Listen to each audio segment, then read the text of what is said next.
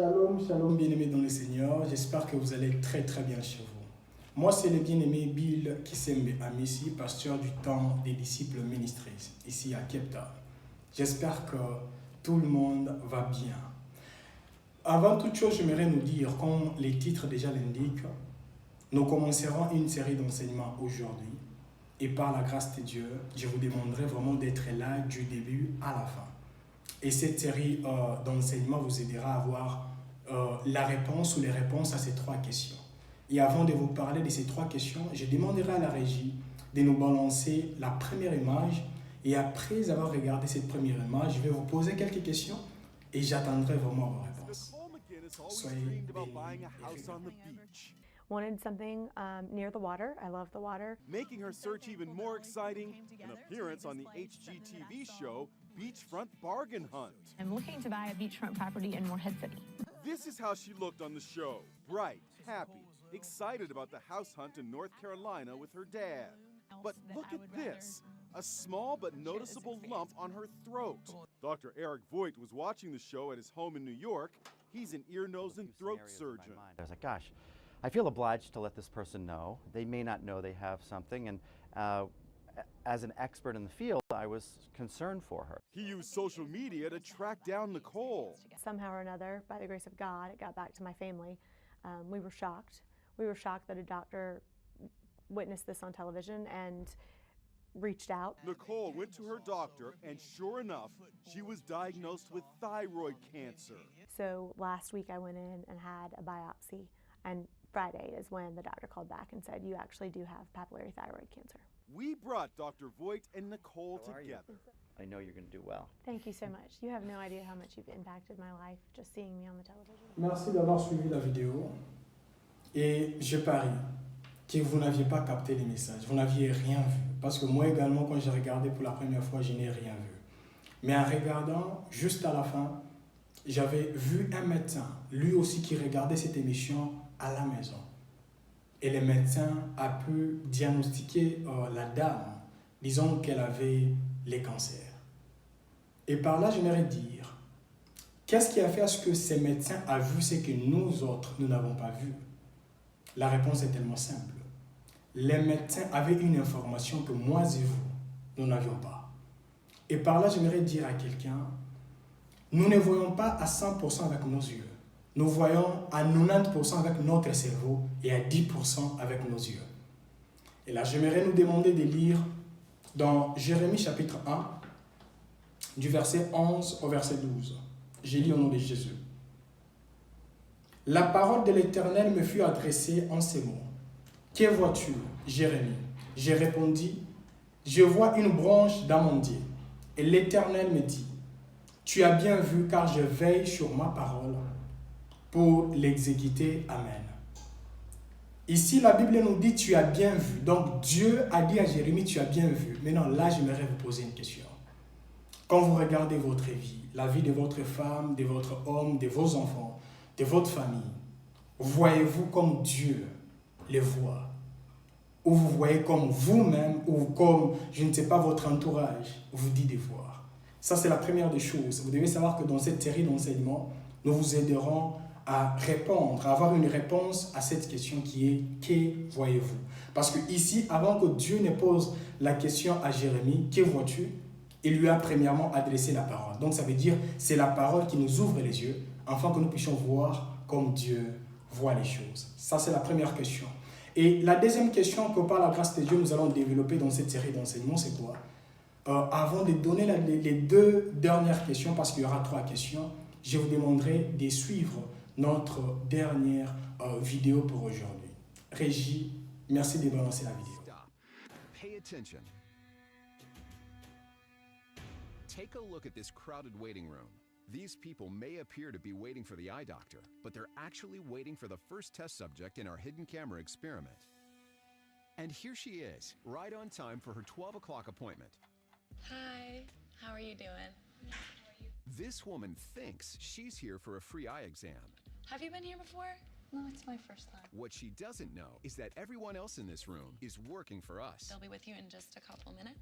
Today we're running an experiment on social conformity, and the test starts now.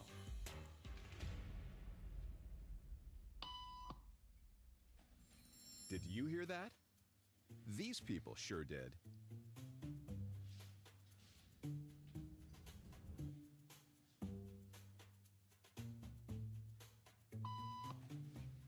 It doesn't take long for our test subject to notice a pattern.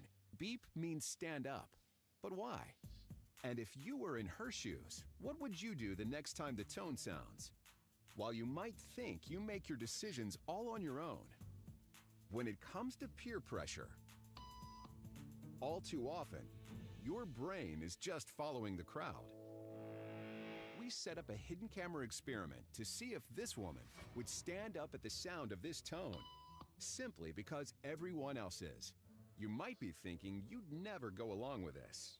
Or would you?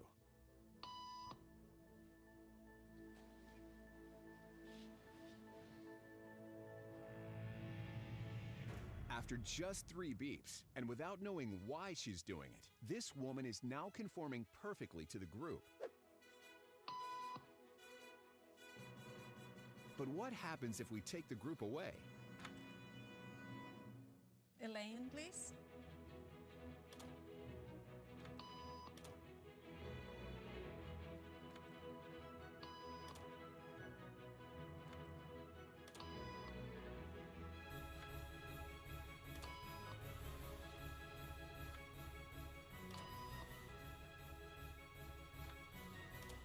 Okay, now she's alone. The crowd is gone and nobody is watching her, except our hidden cameras. What do you think she'll do?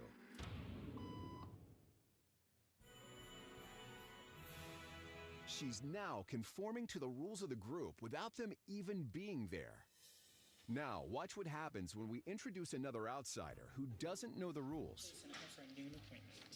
Have a seat and they'll be out in just a couple minutes. Thanks so much.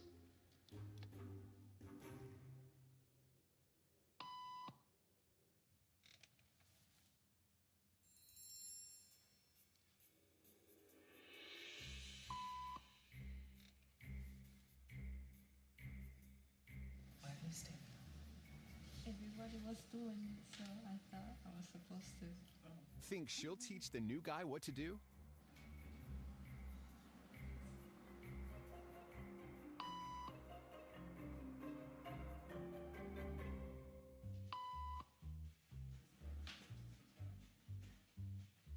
We kept the cameras rolling as more unsuspecting patients arrived.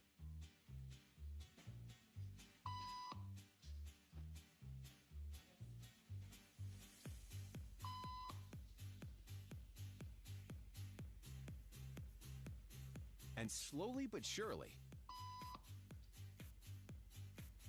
what began as a random rule for this woman has now become the social norm for everyone in this waiting room. Merci d'avoir suivi. Et en suivant cette vidéo, je ne sais pas si vous vous êtes posé la même question que moi je me suis posée. Je me posais la question, pourquoi la dame s'est levée? Tout ça c'est quoi? C'est parce qu'elle a vu les autres également faisaient la même chose. Là, j'aimerais répondre maintenant, j'aimerais continuer plutôt avec les 2 questions restantes. Donc, cette série d'enseignements nous aideront à avoir les 2 réponses. Les 2 réponses, c'est quoi? Nous commençons par les 2 questions. La deuxième question, c'est quoi? Que dis-tu? Ça veut dire, la première chose, que vois-tu? La deuxième chose, que dis-tu? Et la troisième chose, que faites-vous ou que fais-tu?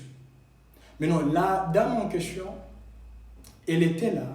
Elle a vu tout le monde s'élever. Elle aussi, elle a dit, bon, je ne peux que suivre ce que les autres font. C'est ce qu'on appelle la conformité sociale. Combien de personnes aujourd'hui se maquillent parce que tel s'est maquillé ainsi? Combien de personnes aujourd'hui s'habillent de telle manière parce que dans notre tribu, plusieurs personnes s'habillent également comme ça? Bien-aimés dans le Seigneur, si nous faisons cela, nous nous conformons à ce siècle. C'est ce que la parole de Dieu nous dit. Dans Romains chapitre 12, le verset 2, ne vous conformez pas au siècle présent. Mais combien de personnes aujourd'hui disent que je suis Dieu, j'aimerais devenir comme Dieu, mais ces hommes et ces femmes se conforment aux hommes et aux femmes qui les entourent. Je me rappelle, je pense il y a 2 ans et demi, non loin de chez nous, non loin de la maison, il y a eu quelqu'un qui est venu à la maison, c'était mon neveu. Mon neveu est venu, mon neveu a dit, on a tué un garçon qui était entre 12 et 14 ans. J'ai dit, pourquoi on l'a tué? Mon neveu m'a dit, non, suite à ce que j'ai entendu, les garçons, on l'a confondu à un bandit. J'ai dit, comment ça on l'a confondu à un bandit? Il dit, non, non, c'était seulement sa coiffure. Parce que sa manière de se coiffer, c'était comme les bandits de l'autre côté. Maintenant, comme les autres passaient par là, ils ont vu, ils ont dit, ça doit être un bandit de l'autre côté parce que ça, c'est ça, leur coiffure. Maintenant, il y a d'autres personnes, vous coiffez vos enfants comme je ne sais pas qui. Vous faites ci et cela comme je ne sais pas qui. Vous ne savez pas qu'en faisant cela, vous attirez également des démons. Bien-aimés dans le Seigneur, j'aimerais nous donner 4 formules. Ces 4 formules nous aideront vraiment à comprendre les 3 doctrines, parce que bibliquement parlant, il y a 3 doctrines. Il y a la doctrine de Dieu, il y a la doctrine des hommes, il y a également la doctrine des démons. Parce que plusieurs personnes se disent, j'ai pris dans telle église, mais dans cette église-là, peut-être c'est la doctrine des démons qui règne là-bas, ou la doctrine des hommes. Et pour comprendre cela, j'aimerais vraiment nous demander d'étudier ensemble nos 4 formules qui sont là. La première formule, c'est quoi? La vérité plus les mensonges égale corruption. Vérité plus mensonge égale corruption. Je vous donne l'exemple des enfants d'Israël. Ils ont quitté l'Égypte. Eux se disaient, Moïse a traîné là-bas. Ils sont partis vers Aaron. Ils ont dit à Aaron, fabrique-nous un Dieu qui marche. Et Aaron a dit, il n'y a pas de problème, amenez-moi l'or, etc. Et je vais fabriquer. Et la Bible nous dit que Aaron a fabriqué un veau d'or. Et ils ont appelé ce veau d'or quel nom? Ils ont donné ce veau d'or le nom de l'Éternel des armées. Mais Dieu, quand il parlait avec la personne qu'on appelle Moïse, Dieu a dit, ce peuple s'est corrompu. Et là, j'aimerais dire à quelqu'un, peut-être en adorant, vous adorez, vous exaltez Dieu, mais Dieu, il regarde, dit que ce qui se passe dans telle église, ça c'est la corruption. Tout ça c'est quoi? C'est parce qu'il y a premièrement la vérité, et deuxièmement les mensonges, et ça donne naissance à quoi? À la corruption. Et deuxièmement, notre deuxième formule c'est quoi? La vérité plus la réalité donne naissance à quoi? À la frustration. Je vous donne l'exemple de la personne qu'on appelle Gédéon. Gédéon avait la vérité. La vérité c'est quoi? Dieu les assistait dans les temps passés. Il assistait son peuple, il a séparé la mer Rouge en 2, etc. Mais quand il regardait en réalité, dans la réalité, rien ne s'est passé. Dieu ne guérissait aucune personne et Dieu ne protégeait aucune personne. Mais il se disait, comment peux-je comprendre ces deux choses? Maintenant, pour que la vérité puisse affecter la personne, il faut qu'il y ait maintenant la troisième formule qui est quoi? La vérité plus révélation donne naissance à quoi? À la transformation. Voilà pourquoi quand l'ange est venu maintenant avec la révélation. Et la révélation a transformé la vie de la personne qu'on appelle Gédéon. Et Gédéon a été utilisé afin de délivrer tout un peuple. Maintenant là, j'aimerais dire à quelqu'un, peut-être vous étiez également dans ces problèmes, ça veut dire que vous étiez en train de poser la question, pourquoi je dis ça? Mais en regardant dans ma famille, il y a d'autres choses qui ne changent pas. Vraiment que l'Éternel vous accorde une révélation afin que vous sachiez quoi faire au nom de Jésus-Christ de Nazareth. Et la dernière formule, c'est quoi?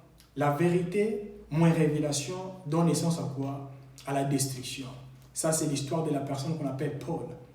Paul avait une vérité, mais moins révélation, il a commencé à tuer plusieurs personnes.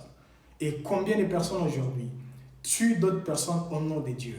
Tout ça, c'est quoi? C'est parce qu'ils ont la vérité, mais moins la révélation, ça donne maintenant naissance à quoi? À la destruction. Ça sera vraiment ça notre objectif. Nous allons commencer à partager avec vous. Je suis sûr et certain que par la grâce de Dieu, vous saurez comment répondre à ces 3 questions. Que voyez-vous? Que dites-vous? Et puis, que faites-vous? Je me limite par ici et je vous demanderai de vous connecter sur notre chaîne YouTube afin d'être vraiment enseigné, pourquoi pas, concernant tout ce que nous commencerons à partager avec vous sur cet enseignement ou ces thèmes que j'ai intitulé « Comment faire une prière simple mais puissante ». Et la fois prochaine, j'entrerai maintenant en profondeur en expliquant c'est quoi la prière, quelles sont les attaques qui s'élèvent contre la prière et toutes ces choses vous seront expliquées prochainement. Soyez vraiment bénis et surtout, pour ceux qui ne sont pas avec nous, qui ne prient pas avec nous sur Telegram, veuillez vraiment nous faire un message, nous envoyer un message et nous prierons avec vous sur Telegram chaque vendredi et chaque dimanche à partir de 20h juste jusqu'à 21h30 heure de Cape Town et de Lubumbashi.